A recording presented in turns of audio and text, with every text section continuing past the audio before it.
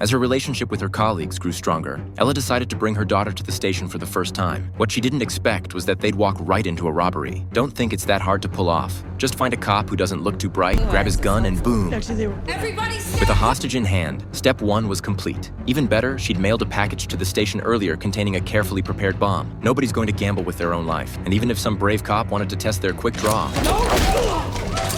she already had an inside man ready. Everyone froze, except in one overlooked corner where Ella was frantically typing on her phone. Calling the police from inside the police station obviously wasn't going to work. She just wanted her daughter waiting outside to get out of there fast. By now, the two robbers had started collecting phones. Then they called the police themselves. Their demand was simple. An innocent man is about to spend his life in prison for a murder he did not commit, which gives you a second chance to find the real killer. Nobody walks out of here alive unless you do. So? Who's your best detective?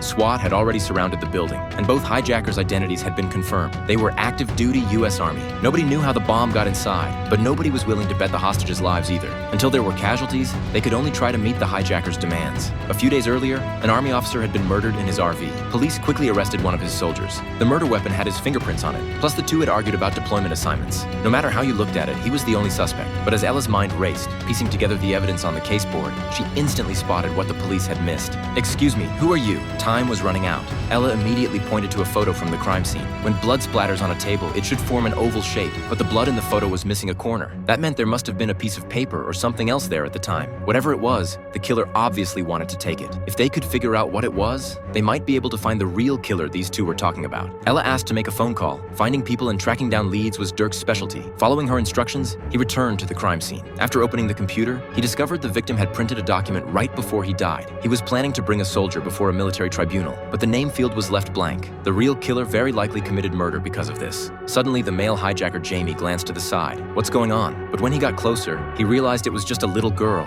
Ella's daughter. Now they had one more hostage. Ella's heart was racing, but her mind stayed sharp. She grabbed the victim's phone and checked the map. After syncing the navigation history to her colleagues outside, she discovered the victim had visited a black market full of contraband. Given his character, he obviously wasn't there to shop. He was looking for someone. In other words, the real killer who was supposed to go before the military tribunal likely had a history of drug use. If they screened the soldiers the victim had trained, they should be able to find this person. But that kind of work was time-consuming and labor-intensive, clearly not something that could be done quickly.